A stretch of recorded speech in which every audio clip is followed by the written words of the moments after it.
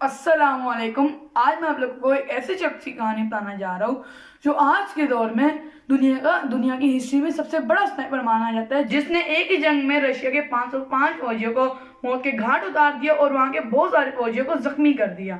اس کا نام سیمو ہایایا تھا اور اس کا تعلق تھا فن لینڈ سے، اور وہ پوری دنیا میں وائٹ ڈیتھ کے نام سے مشہور ہوا. تو آئیے اب ہم آپ کو آگے کی ڈاکیومنٹری دکھاتے ہیں. سیمو ہایایا المعروف سفید موت وائٹ ڈیتھ یعنی 17 ستمبر 1905 کو فن لینڈ کے علاقے روڈ جاروی میں پیدا ہوا. بچپن سے ہی اسے شکار، نشانہ بازی اور سنو اسکیکنگ کا شوق تھا. اس کا تعلق ایک کاشتکار خاندان سے تھا. 17 برس کی عمر میں سیمو نے سول گارڈ نامی ایک پیرا ملٹری فورس میں شمولیت اختیار کی. دوران تربیت ہی سیمو کے انسٹرکٹر پر انکشاف ہوا کہ سیمو نشانہ بازی اور اسکیکنگ میں کمال مہارت رکھتا ہے. ٹریننگ کے دوران سیمو نے 500 فٹ کے فاصلے سے 1 منٹ میں 16 اہداف کو کامیابی سے نشانہ بنا کر سول گارڈ میں ایک نمایاں مقام حاصل کر لیا. سیمو بنیادی طور پر 2 ہتھیار یوز کرتا تھا اور ان میں کمال مہارت رکھتا تھا. ایک فن لینڈ ساختہ M1935 سنائپر رائفل، دوسری فن لینڈ ساختہ سومی KP-31 مشین گن. مارکہ سرما 1939 میں فن لینڈ کے جارہ ہمسایہ رشیا نے فن لینڈ پر حملہ کر دیا. رشیا اس وقت سرخ طاعون کے نام سے مشہور تھا اور سوویت اتحاد کی شکل میں پہلے ہی بہت سارے ممالک میں قبضہ کر چکا تھا. اب اس کی نظریں فن لینڈ پر ٹکی ہوئی تھی اور ان 2 ممالک کے درمیان موازنے کے لیے صرف اتنا ہی کہنا کافی تھا کہ روس فن لینڈ سے 51 گنا بڑا تھا. اس جنگ میں روس کے 8 لاکھ فوجی تھے اور جبکہ فن لینڈ کے صرف 3,40,000 فوجی تھے. فن لینڈ کے 32 ٹینک تھے، اس کے مقابلے میں رشیا کے 6541 ٹینک اس جنگ میں تھے. جبکہ فن لینڈ کے صرف 114 فضائیہ طیارے تھے، اس کے مقابلے میں روس کے 3880 روسی جدید طیارے تھے. صاف ظاہر تھا کہ روس صرف 1 یا 2 یا حد 3 دن میں فن لینڈ پر قبضہ کر لے گا، لیکن حقیقت اس کے برعکس تھی. لیکن حقیقت میں مٹھی بھر فن لینڈ کی افواج نے فن لینڈ کے برفازوں کو روسی فوج کے لیے برف کا جہنم بنا دیا. سیمو ہایایا نے بھی اس جنگ میں بہت زبردست کارکردگی دکھائی. مجموعی طور میں سیمو نے اس جنگ میں اپنی سنائپر رائفل اور مشین گن دونوں کی مدد سے 500 پلس روسی فوجی اور افسروں کو ٹھکانے لگایا. فن لینڈ فوج بھلے افرادی قوت اور جدید اسلحے کی کمی کا شکار تھی، لیکن برف کی جنگ میں انہیں مہارت حاصل تھی اور محاذ جنگ بھی ان کا اپنا ملک تھا، اس لیے ان کو اس کے چپے چپے سے واقفیت تھی.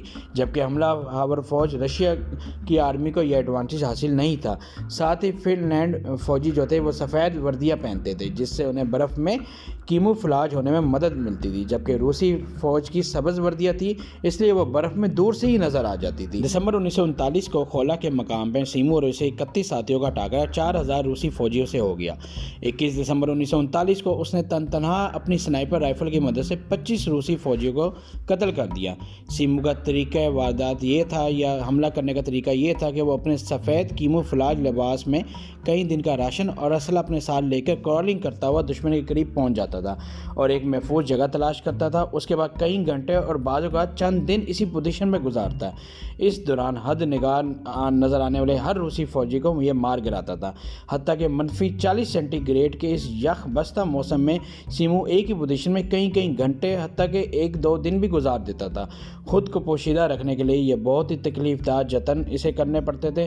اپنے گرد یہ برف کی ایک عارضی دیوار بنا لیتا تھا تاکہ فائر کرتے وقت برف اڑنے والی ذرات کو کوئی دیکھ نہ سکے اور اسے اس کی کوئی پوزیشن کا اندازہ نہ لگائے.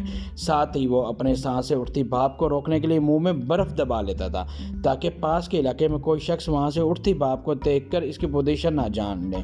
اس سے بڑھ کے وہ اپنی سنائپر رائفل میں سیمو رائفل سکوپ کے بجائے عام آئرن سائٹس استعمال کرتا تھا تاکہ دھوپ میں رائفل سکوپ کے شیشے کی چمک سے اس کی پوزیشن اس کے دشمن نہ جان سکے.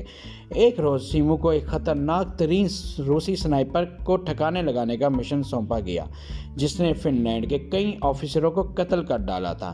سیمو نے محاذ پر ایک موزوں پوزیشن تلاش کی اور دشمن کی لائنز کی سمت رخ کر کے اپنی رائفل وہاں کر دی. کئی گھنٹوں یوں ہی بیت کے لیکن روسی سنائپر کا کہیں نام و نشان نہ ملا. हत्ता कि सूरज डूबने का टाइम आ गया। तो काफ़ी फासले में सिर्फ एक लम्हे के लिए एक धीमी सी चमक सीमू को नजर आई और सीमू समझ गया कि ये चमक रूसी स्नाइपर की राइफल स्कोप से पैदा हुई है। रूसी स्नाइपर की पोजीशन जान लेने के बाद अब सीमू को ये इंतज़ार था कि ये जैसे ही शाम को जाने के लिए खड़ा होगा तो सीमू इसको एक ही निशाने पर इसका काम तमाम कर देगा। अब यही हुआ कि जैसे ही वो रूसी स्नाइपर उठा शाम को, उसी वक्त सीमू ने एक ही गोली से उसका काम तमाम कर दिया। अब रूसी हलकों में ये सफ़ेद मौत कहलाने वाला नामालूम फिन स्नाइपर बहुत खौफ इससे महसूस किया जा रहा था।